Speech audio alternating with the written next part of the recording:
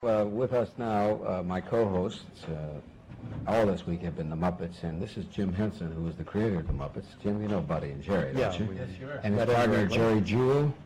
Hi. And you know, the guys were nominated for an Academy Award, Jerry. They should be. I'm sure you're aware of that. That's great. For a film short, and I understand you've been experimenting again with some film. Well, we have a piece that we made just this past couple of weeks, and we just got it out of the lab day before yesterday, actually. And What is it called, Jim? It's called Organizing a Brain, and it's a thing. It's one of these things that we do with that floating face thing that we had, and we put it on top of a film background that we shot. And it's designed. You remember Ken Nordine? Oh, very well. I know Chicago. Yes. Jazz thing. Yes. Yes. So we started with that kind of an idea that Ken used to work with, and we made a track with Raymond Scott, who did wild electronic, How do you go about doing a film about a brain? I mean, what is it supposed to look like? Well, we had fun imagining it, and we did. We set up our studio, and we used a lot of string things and a lot of gauzes, and we panned the camera through them, and we've experimented in this one with some very fast cuts. Remember in The Pawnbroker, did you see the very fast cutting and editing on that we used to use? The flashbacks. Yeah. They were so fast you really couldn't see them at first. People do a lot of talking about film technique, but what specifically do they mean, Jerry and Jim, when they talk about? Well, in this particular case, this is the very quick cutting, and you'll see it in this thing where we take pictures, and they'll be on the screen for like about 3 frames, which is an eighth of a second. And so we did like series of maybe 5 pictures within 1 second. And this runs in length how long? Kind of wild. This is just a little 4.5 minute piece. 4.5 minute piece, and how long did it take to put that 4.5 minutes together? Oh, gee. Well, we worked on the soundtrack for like 4 or 5 days, I guess, and then we shot it for about 3 days.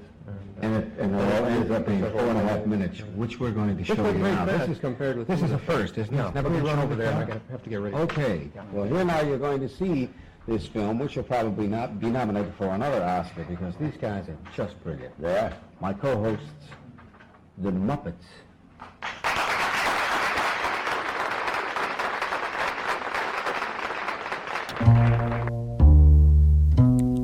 You know, I've learned to walk around inside my own head.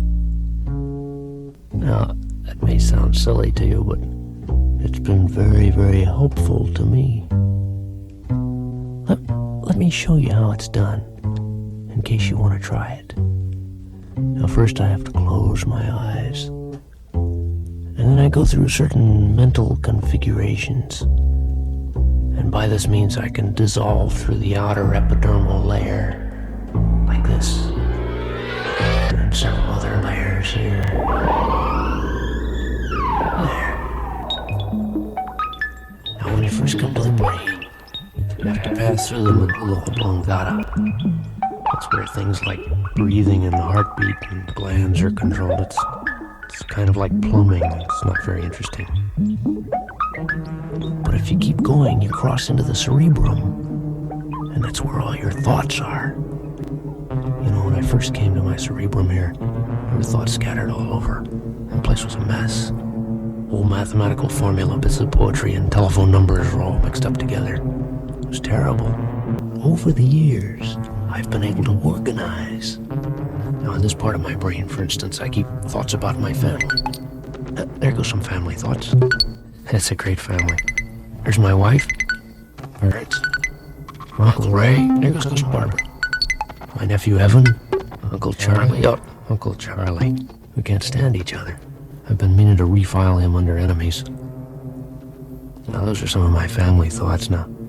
On the other hand, over here, in this part of my brain, I've got my scientific thoughts. Mathematics, physics, thoughts on astronomy. To tell you the truth, I never was very good at science. Anyway, I think you get the idea. Say, now that we're here, let me show you some of my good thoughts. I have a special section of extra good thoughts that I'm very proud of. They're right over here. Oh, yeah. Lovely. That's a nice thought. Isn't that beautiful? Of course, I've got some evil thoughts, too. I guess everybody does. Hey, You want to see my evil thoughts? I keep them over here, in this part of my brain. Greedy thoughts, gluttony, hate, lust. Well, that's enough of that. Let's go into something nicer. I've got a great collection of personal memories. They're right over this way. And, oh, I almost forgot. To get to that part of my mind, we have to pass through another area. My fears. It's a little scary, but we'll go fast, okay? I think you can see how organizing your brain like this can be very helpful. We're getting to the fears. I hate this part. Oh boy. Gee, oh, spiders, man, I hate spiders. That one really gets me. Oh, bother. I wish we could get rid of that one. I'm glad that's over with. At least there's an advantage to lumping all your fears together so they don't get mixed up with other things. Anyway, here we are in my personal memories. That's the house I grew up in. Oh, there goes Mary Lou, my first girlfriend.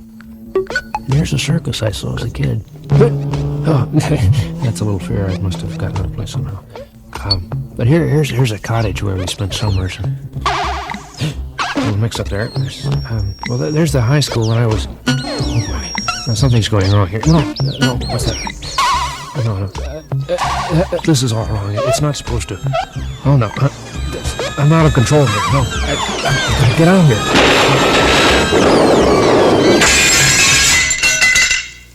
Well, I wonder if it would help if I filed things alphabetically.